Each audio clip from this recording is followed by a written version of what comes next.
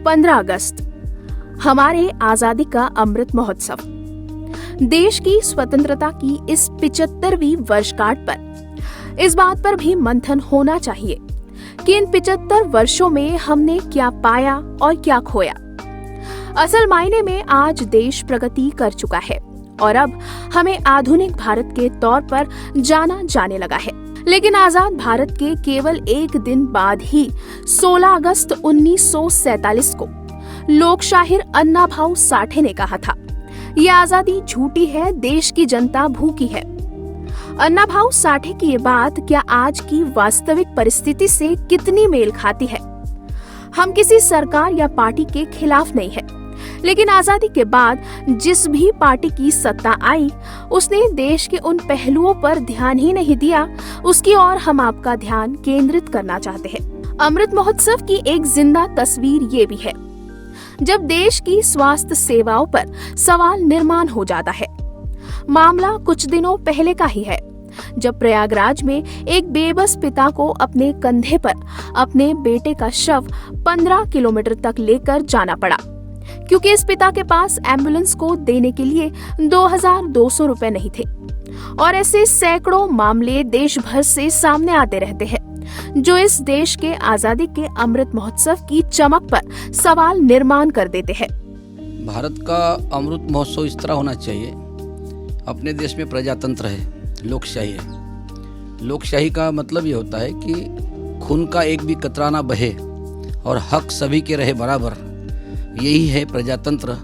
भारत का सरकार कह के गए भारत के संविधानकार डॉक्टर बाबा साहब अम्बेडकर। यानी जितने भी मजदूर हैं, किसान हैं, जितने भी यहाँ पर गरीब तबके के लोग हैं, उनकी जितनी सुविधा है वो सरकार ने देना चाहिए। अब अमृत महोत्सव मना रहे और उस दिन 15 अगस्त के दिन किसी के घर में खाने को नहीं है, किसी छात्रों को यूनिफॉर्म नहीं है, पढ़ने के लिए लाइट नहीं है, घर में कोई सुविधा नहीं है, तो कौन सा अमृत महोत्सव मनाओगे आप? अमृत महोत्सव का मतलब ऐसा होता है कि आज़ादी की पूरी सुविधा हर इंसान को मिलना चाहिए, हर नागरिक को मिलना चाहिए। वो है आज़ादी का महोत्सव। 100% ये अन्ना भाऊ साठे का बिल्कुल सच है और सही है। क्योंकि यहाँ पर कैसा है कि अभी ये जो सरकार है, सरकार बोले तो लोकशाही जिसको कहते हैं, लोगों ने लोगों के तरफ से लोगों के लिए जो चुन के देते हैं वो सरकार, यानी लोकशाही। तो ये मुझे नहीं पड़ता है। मुझे क्या, अच्छे जितने विद्वान हैं, अभ्यासक लोग हैं, उनको किसी को नहीं पड़ता है। लोकशाही तो उसको कहते हैं कि जो नागरिक है भारत देश के, वो हर नागरिक खुशियों से जिए, हर हक और अधिकार उनको मिले, किसी के भी हक और अधिकार छीने न जाए, वो है लोकशाही, उसको कहते हैं लोकशाही। तो अन्ना भाऊ साठे ने बराबर कहा ना, ये आज़ादी छूटी है, देश को आज़ादी मिली, लेकिन हर एक व्यक्ति का, अगर किसी को अगर अभिव्यक्ति स्वातंत्र्य है हमारा, अभी मुझे अगर कुछ कहना है तो कहने के बाद भी सरकार के लोग कहते हैं कि तो उसने ऐसा क्यों कहा, वो सरकार के विरोध में किया। सरकार अगर गलत होता है तो सरकार के विरोध में कहने का पूरा अधिकार हर नागरिक को है। सबसे पहले तो हमारे देश में आज़ादी मिलने के बाद 1947 को आज़ादी मिली। आज़ादी के बाद इस देश की मानवीय विषमता जिससे कहते हैं, यह नष्ट नहीं हुई। सबसे पहले तो मानवीय विषमता नष्ट होना चाहिए और राष्ट्रीय एकात्मता जिसको कहते हैं, तुम अभी जो इसका यह है तिरंगा ध्वज, उसको राष्ट्र ध्वज कहना चाहिए, तिरंगा ध्वज नहीं, वो अपने राष्ट्र का ध्वज है वो। और राष्ट्र का ध्वज अपना प्रतीक, हमारे देश के राष्ट्रपति रहे या प्रधानमंत्री रहे, जब विदेश में जाते हैं तो उनके साथ में हमारे देश का एक सिंबल जाता है, वो जो अपना देश का ध्वज रहता है वो ध्वज जाता है। उसमें 4 रंग है। पहला रंग है केसरी रंग, दूसरा रंग है बीच वाला सफ़ेद रंग, सफ़ेद यानी सफ़ेद रंग को इसको कहते हैं समता, शांति। केसरी रंग है त्याग का। तो जो हमारे देश के नौजवान जो देश के लिए अपने देश के लिए बलिदान देते हैं, जो सीमा पर लड़ते हैं और पूरी जनता की मतलब रक्षण करते हैं, तो उसका प्रतीक है वो त्याग का केसरी रंग। बीच वाला है सफ़ेद रंग है समता और शांति, समता, पूरी समता, यानी कोई जातवाद नहीं है, कोई जाति भेद नहीं है, कोई मानवता विषमता नहीं है। हर एक इंसान मतलब राष्ट्र का जो भी है नागरिकत्व, तो उसको हक और अधिकार सबके समान होना चाहिए। और नीचे जो है वो रंग है उसका हरा रंग जो है यह है हमारे देश की एक पहचान है। ये कृषि प्रधान देश है हमारा। कृषि प्रधान देश है तो डॉक्टर बाबा साहब अम्बेडकर भारत के संविधान ने कहा था कि जितनी भी बड़ी बड़ी नदियां हैं सब नदियां मिलाओ, उनका पानी मिलाओ, वो सदियाँ पानी का अगर जमा करोगे तो पानी खेत को मिलेगा और किसान हरा भरा, मतलब ये जो हरियाली है हमारे देश की ये अच्छी रहेंगी, या अनाज अच्छा पकेगा और कोई भूखियारी से नहीं मरेंगे। यहाँ पे तो ऐसा है अभी कि फुकट का अनाज दे रहे हैं क्या लोगों को, और अभी हम देख रहे हैं अभी टीवी में वो बोलते ये 20 रुपए का तिरंगा लो, उसके बाद तुमको अनाज मिलेगा। नहीं तो अनाज, पहली बात तो यह है कि तुम अनाज फुकट देते क्यों? अगर रोजगारों को तुमने रोजगार दिए, बेरोजगारी अगर नष्ट किए, तो वो अपने पैसे से अनाज खरीदेंगे ना। अनाज फुकट देते क्यों? अनाज फुकट देना इसका मतलब ये हो गया है कि तुम लोगों को लालच देते हो फुकट की, वो भिखारी बना रहे लोगों को, लाचार बना रहे हैं तुम। तो इसलिए अन्ना भाऊ साठे ने बराबर कहा था कि ये आज़ादी झूठी है, देश की जनता भूखी है। इस देश की आजादी के लिए हर किसी ने संघर्ष किया और कई देशवासियों ने अपने प्राण तक न्योछावर कर दिए अपने इस वतन के लिए, जिसे हम सब भारत माता कहते हैं। और उसी भारत माता को स्वतंत्र हुए आज 75 वर्ष हो गए हैं, जिसे हर भारतवासी अमृत महोत्सव के स्वरूप में मना रहा है। लेकिन इन 75 वर्षों में भी छुआछूत, जाति प्रथा, पाखंडवाद और जातिवादी मानसिकता से हम स्वतंत्र नहीं हुए हैं, ये भी कटु सत्य है। आज धर्म के नाम पर इंसानियत की धज्जियां उड़ाई जा रही है। जातिवादी मानसिकता के सैकड़ों उदाहरण हमारे आधुनिक भारत की सच्चाई को खबर के माध्यम से पोल खोल रहे हैं। एक स्कूल में पिछड़े जाति के विद्यार्थी को केवल इस कारण पीटा जाता है कि वो मटके का पानी पी लेता है और शिक्षक की पिटाई से उस विद्यार्थी की मौत हो जाती है। घटना आजादी के अमृत महोत्सव के महज 2 दिन पूर्व की है, जहां राजस्थान के जालोर की ये घटना सामने आती है। क्या आप इसे आजादी कहेंगे जिसका अमृत महोत्सव हम मना रहे हैं? अन्ना भाऊ साठे ने जो भी कहा उस समय, अन्ना भाऊ साठे बड़े क्रांतिकारी गीतकार कवि थे। उनकी रचनाएं बड़ी देश विदेश में उस समय पढ़ी, बोली जाती, कही जाती थी, सुनी जाती थी। तो अन्ना भाऊ साठे जैसे लोग, कबीर जैसे लोग, नानक जैसे लोग, हमारे जैसे लोग जिनका काम ही सच बोलना है। और आज के समय पर देखिए कि मैं तो अन्ना भाऊ साठे को बड़ा साधुवाद करता हूँ। उस समय उन्होंने ये बात कही कि देश की जनता भूखी है, ये आज़ादी झूठी है। आज भी मैं वही बात रिपीट कर रहा हूँ। अगर आज़ादी के 75 साल के बाद में जो बात अन्ना भाऊ साठे ने कही थी पहले, और 75 साल के बाद में आज राहुल नागपाल, उनके कवि कुनवे का सबसे छोटा कवि, खड़े होकर के ये बात कह रहा है कि आज देश में मचा हुआ है आज़ादी का झूठा शोर, आज़ाद देश के में पाए जाते हैं नेता और अधिकारी चोर। तो मैं कहीं ना कहीं वही बात रिपीट करने की कोशिश कर रहा हूँ। जो बात कबीर ने कही 400-500 साल पहले, वही अन्ना भाऊ साठे ने कही, वही मैं कह रहा हूँ। तो ये कहीं ना कहीं हमको समझना पड़ेगा शिवानी जी कि जो लोग जिस प्रकार से चीज़ों को परोसने की कोशिश कर रहे हैं वो चीज़ वैसी है नहीं। अगर आज़ादी के 75 साल के बाद में अगर आज भी 20 करोड़ आदमी एक टाइम भूखा सोता है, आज भी लोगों का कहीं ना कहीं स्वास्थ्य न मिलने के कारण, अभी देखा आपने कि कोरोना में किस प्रकार का हाल हुआ, हमारी स्वास्थ्य व्यवस्था तमाम चरमरा गई। तो ये कैसी आज़ादी है? इसका मतलब हमारे नेताओं ने सही तरीके से, ईमानदारी से काम नहीं किया मुल्क में। राजस्थान जैसे राज्य की तस्वीर देखकर दुख होता है कि केवल पानी के लिए यहाँ एक पिछड़े जाति के विद्यार्थी की जान ली जाती है, वो भी उसके शिक्षक द्वारा। मतलब समझ सकते हैं हम किस जातिवादी मानसिकता के गुलाम हैं। और फिर भी आजादी का अमृत महोत्सव मना रहे हैं, जबकि ऐसी कई घटनाएं रोजाना इस देश की सुर्खियों में रहती है। शिक्षा के मामले में सरकारी मिड डे मील शिक्षक ही हजम कर जाते हैं, जिसे बड़े भ्रष्टाचार के तौर पर हम देखते हैं। इन जैसे मुद्दों को उजागर करने वाले छत्तीसगढ़ के संजीत बर्मन क्या राय रखते हैं, इसे भी जानना बेहद जरूरी है। साथियों, भारत देश में जिस तरीके से आज धर्म के नाम पर अमानवीय हिंसा की घटनाएं सामने आ रही है, लोग जय श्री राम के नाम पर दलितों को, मुस्लिमों को पीट रहे हैं, यह भारत की एकता, अखंडता के लिए खतरा है।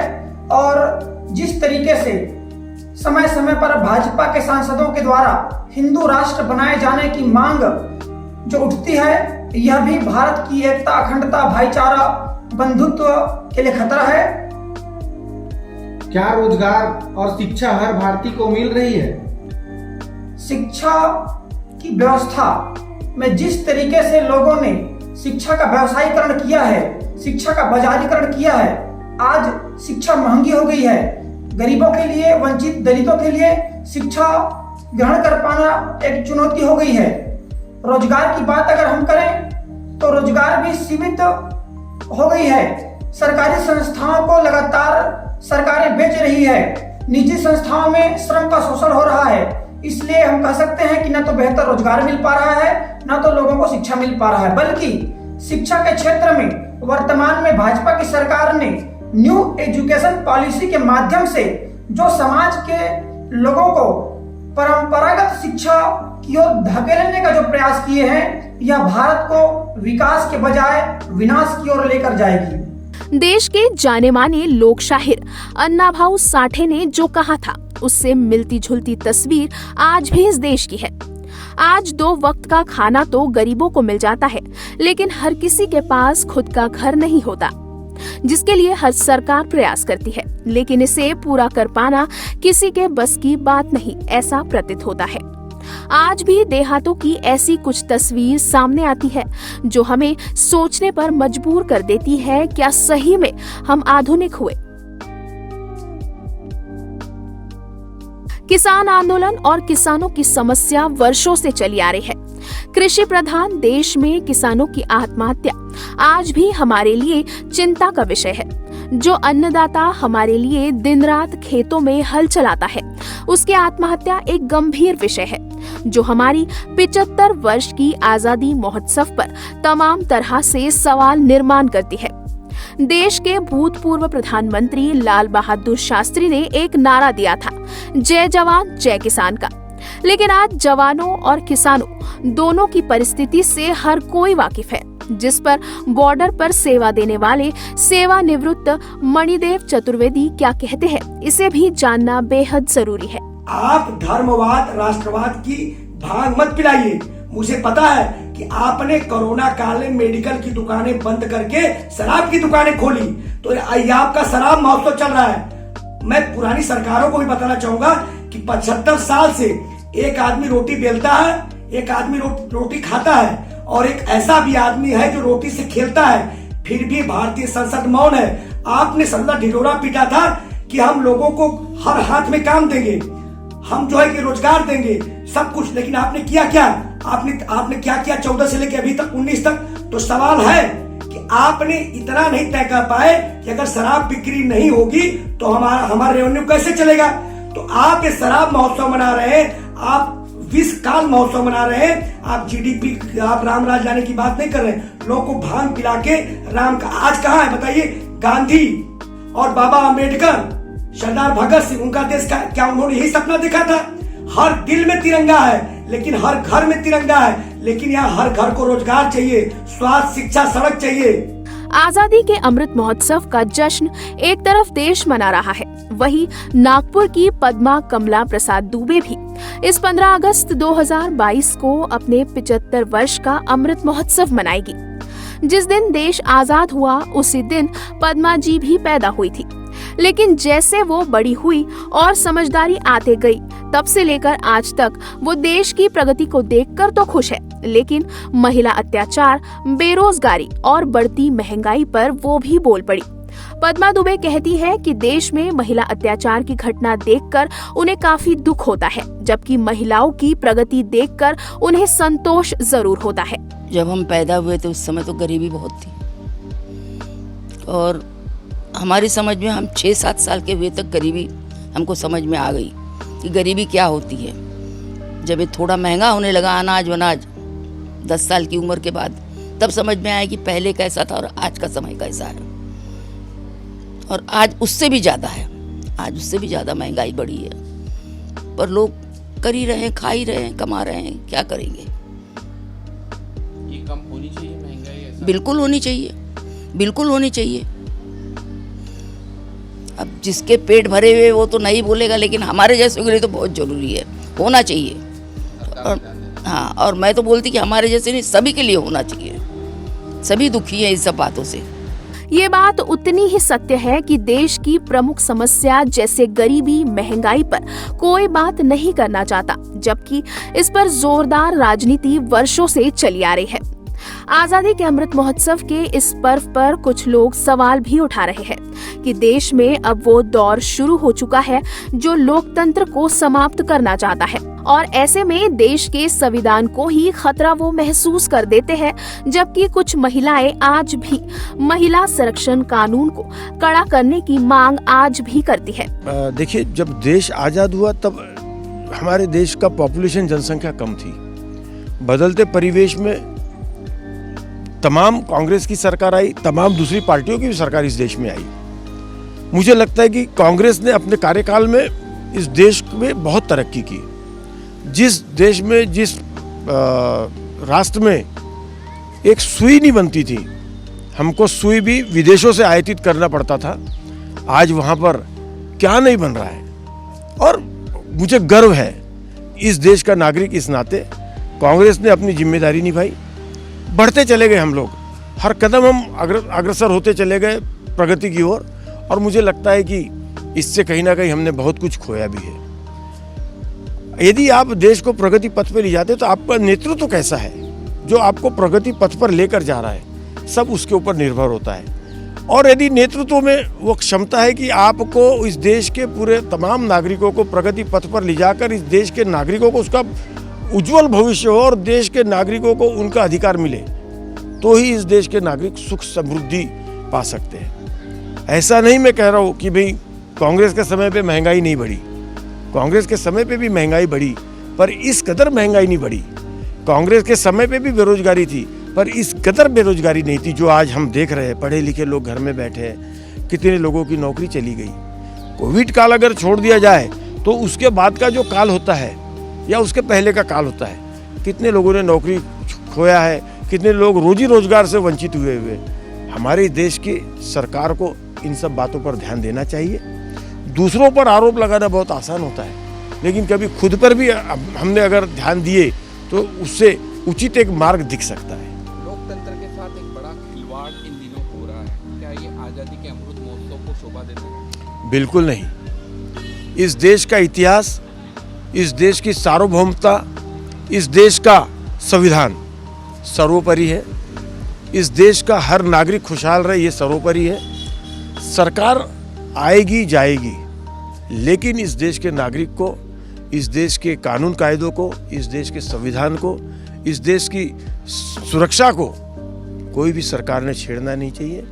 और देश, यदि देश के नागरिक इकट्ठा रहेंगे, देश बंधा हुआ रहेगा मुट्ठी में, तो ही देश प्रगति कर सकता है। अन्यथा देश हुकुमशाही की तरफ जाएगा और हमारे भी यहाँ हिटलर शाही शुरू हो जाएगी। अंतिम सवाल, अमृत महोत्सव में ऐसे कौन से सवाल है जिसको आप केंद्र सरकार को या फिर देश के सत्ताधारियों को अवगत कराएं? देखिए, देश में बहुत सारी बातें हैं। देश की आंतरिक सुरक्षा का प्रश्न है, देश में बेरोजगारी का प्रश्न है, देश में धंधे व्यापार रोजी रोजगार जो चौपट हुए उसका प्रश्न है, देश में महंगाई का प्रश्न है, देश में शिक्षा का प्रश्न है। जब आप हर चीज का व्यापारीकरण करेंगे तो कहाँ से गरीब अपने बच्चों को पढ़ाएगा, कहाँ से गरीब अपने घर की चूल्हा चौकी जलाएगा। इस देश में जो सरकार है वो कुछ अपने चुनिंदा लोगों के घर परिवार को खुश रखकर और देश के करोड़ों करोड़ों लोगों को वो एक खाई में ढकेल रही है। इस पर तुरंत ध्यान देना चाहिए। देखिए, महिलाओं के मामले में एक महिला होने के नाते मैं ये चाहूँगी कि हर महिला को अपना निर्णय लेने का अधिकार होना चाहिए। इतनी समझ तो उसमें होती है। तो वो जो पहले का दाम्भिकता थी पुरुषों की, काफ़ी हद तक कम हुई है। समाज में बराबरी आई है, लेकिन पूरी नहीं आई और पूरी हो भी नहीं सकती वो कभी। लेकिन कुछ हद तक महिलाएं अपने आप को बहुत सक्षम कर चुकी है, अपने निर्णय खुद लेती है। लेकिन अभी भी गाँव में स्थितियाँ सुधरी नहीं है। गाँव में वही अत्याचार, महिलाओं का दमन, शिक्षा को लेकर काफ़ी जागरूकता आई है। इवन मैं कहूँगी कि हमारे परिवार में भी मैंने भी MA साहित्य में किया है, घर गृहस्थी संभालते हुए किया है। मैंने भी ब्रेक लेकर के फिर पढ़ाई पूरी की है मैंने भी, लेकिन MA साहित्य में किया है। तो महिलाओं की शिक्षा जितनी सक्षम होंगी महिलाएं शिक्षा में, अपने निर्णय उतने अच्छे तरीके से लेती है। मेरी नज़र में तो महिलाएं देश को संभालने में पूरी तरह सक्षम होती, क्योंकि वो बहुत ठंडे दिमाग से हर प्रकार की परिस्थितियाँ सोच करके ऐसा सब सोच करके एक निर्णय पे पहुंचती है। तो किसी भी किसी भी कारण से वो जल्दबाजी में कोई निर्णय नहीं लेती। और हमारे देश के जो कानून पहले संविधान में है, अब उनमें थोड़ा समय के साथ बदलाव होना चाहिए। बाबा साहब की राह पर चलने वाले और समानता की बात करने वाले अनिरुद्ध शेवाले भी अपने अंदाज में आजादी के अमृत महोत्सव पर घोर निराशा जताते हैं। देश की वास्तविक परिस्थिति पर अनिरुद्ध शेवाले कहते हैं, जो आजाद भारत का सपना हमारे महापुरुषों ने देखा था वो ये नहीं था, जबकि देश जातिवादी मानसिकता की गुलामी में अब भी खोया हुआ है, ऐसा अनिरुद्ध शेवाले कहते हैं। आकाशवाणी से डॉक्टर बाबा साहब अम्बेडकर बोल रहे हैं, बदल दो व्यवस्था पुरानी, मनुवादी नीति शैतानी, भारत की है ये परेशानी, करो याद भीम की जुबानी। बुद्धं शरणं गच्छामि कहना, धम्मं शरणं गच्छामि कहना, संघं शरणं गच्छामि कहना। डॉक्टर बाबा साहब अम्बेडकर बोल रहे हैं, मुझे जिसने जन्म दिया है उस माँ का प्यार न पाया, जिस वतन को माँ मैं समझा मुझे हर पल यहाँ तरसाया। कुछ लोग यहाँ अज्ञानी थी उनकी ये नादानी, अरे भारत की है ये परेशानी, करो याद भीम की जुबानी। बाबा साहब अम्बेडकर ने। तो मैं संदेश देना चाहता हूँ हर एक राजकारणी, कोई भी हो, राजकारणी हो, प्रधानमंत्री हो, राष्ट्रपति हो या कोई मंत्री हो देश के, कि जब तक के तुम भारत को, इस वतन को अगर सही सलामत देखना होगा, अगर इस वतन को सही सलामत देखना होगा तो टूटते जिससे आदमी से आदमी ऐसे विचारों के ग्रंथों को सबसे पहले इस देश के बाहर फेंकना होगा। जाति धर्म के झगड़े से टूटने से बचाना चाहते हो अगर भारत को, तो हर भारतवासियों को सबसे पहले अपना सर बुद्ध के कदमों में टेकना होगा। बुद्ध को आप क्या समझते हो? हमारे देश के राष्ट्रपति जहां पर बैठते हैं, राष्ट्रपति के चेयर के ऊपर लिखा है धम्म चक्र प्रवर्तनाय, और वहां पर राष्ट्रपति भवन में सिर्फ एक ही मूर्ति है, बुद्ध की मूर्ति है। तो हमारा देश तो बुद्धिस्ट है, बुद्धिस्ट देश यानी नीतिवान देश है, इंसानियत की नीति है, मानवता की नीति है, समता की नीति है, सम्यक दृष्टि है, सम्यक आजीविका है। यही तो विचार सम्राट अशोक ने यूज किए, और यही सम्राट अशोक ने विचार यूज करके पूरे दुनिया पे राज किया ना, तब तो सम्राट अशोक बना। तो सम्राट अशोक की नीति ये सम्यक दृष्टि है। यही सम्यक दृष्टि लेकर हर प्रधानमंत्री हो, राजकारणी हो, राष्ट्रपति हो, कोई भी हो, सरकार चलाने के लिए सम्यक दृष्टि होना चाहिए, अंधश्रद्धा बिल्कुल नहीं होना चाहिए। आप इस अमृत महोत्सव को क्या मानते हैं? अमृत महोत्सव तो तब हो कि जब इस देश में किसी महिला के ऊपर बलात्कार ना हो, जातिवाद की वजह से किसी इंसान के ऊपर अत्याचार ना हो, हर इंसान भारत का खुशहाली से जिए, यही अमृत महोत्सव है। इसके सिवा कोई अमृत महोत्सव नहीं है। अमृत महोत्सव के लिए मैं बहुत अच्छा संदेश आपको दे रहा हूँ कि हमारा देश एक प्रबुद्ध भारत देश है। अब बीच में एक आरएसएस के प्रमुख सरसंघ चालक अपने मोहन भागवत जी का भी एक ऐसा बयान आया था कि प्रबुद्ध भारत हमें बनाना है। तो प्रबुद्ध भारत तभी ही बनेगा जब इस देश का हर एक नागरिक प्रबुद्ध होगा, और प्रबुद्ध होने के लिए हर एक छात्र को शिक्षा होना चाहिए, शिक्षा पहले होना चाहिए। तो धर्म के कोई भी किताबें पढ़ाने के बजाय सबसे पहले राष्ट्र की नीति के और राष्ट्रीय एकात्मता के ये सब छात्रों को एजुकेशन देना चाहिए। तो मेरा एक ख्याल है कि जुल्म के खिलाफ हर आदमी ने लड़ना चाहिए, जुल्म के खिलाफ हर आदमी ने लड़ना चाहिए, और अत्याचार को रोनते हुए हर पल आगे बढ़ना चाहिए। भारत के सरजमी पर जो भी पैदा हुआ है, हर एक भारतवासियों ने सबसे पहले भारत का संविधान पढ़ना चाहिए। दूसरी बात एक है, ये अभी इंसान में दूरियां क्यों होती, इंसान में झगड़े क्यों होते हैं, राष्ट्रीय भावना जागृत क्यों नहीं होती हर एक की। हमने पहली कक्षा से लेकर ये पढ़ा है, भारत मेरा देश है, सारे भारतीय मेरे बांधव है, लेकिन यह जातिवाद की वजह से कोई अपना बांधव लगता ही नहीं ना।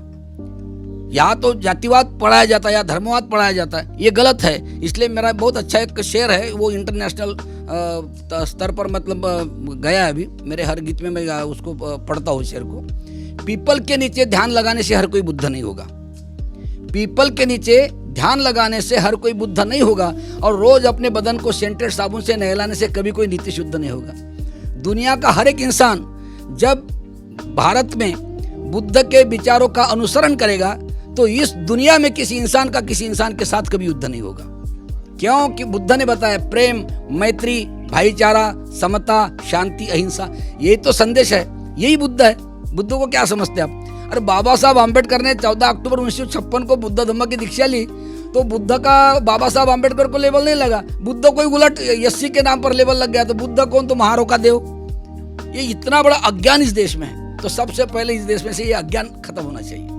इंसान इंसान के साथ प्यार मोहब्बत से रहना चाहिए, और ये मेरा राष्ट्र भारत देश है मेरा, मैं भारत का नागरिक हूँ, बस यही बोलना चाहिए।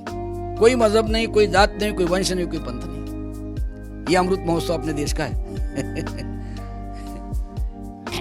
बहरहाल देश की आजादी के अमृत महोत्सव पर आज हम देशवासियों से इतना ही कहेंगे, जिस आजादी की कल्पना हमने की थी वो आज भी हमसे कोसों दूर है। जबकि जातिवादी मानसिकता की गुलामी के बीच हम इस आजादी के जश्न को अगर मना रहे हैं, वो आजाद भारत की तस्वीर हो ही नहीं सकती। बावजूद इसके इन बातों को सामने लाकर हमने एक छोटी सी कोशिश की है ये बताने की कि आजादी के 75 वर्षों में हमने क्या पाया, तो हमारा जवाब होगा देश की तरक्की के साथ गरीबी और जातिवादी मानसिकता। और इन 75 वर्षों में हमने क्या खोया, अगर ऐसा सवाल करेंगे तो जवाब मिलेगा इंसानियत, जिसके कई उदाहरण आए दिन हमारे सामने दस्तक देते रहते हैं।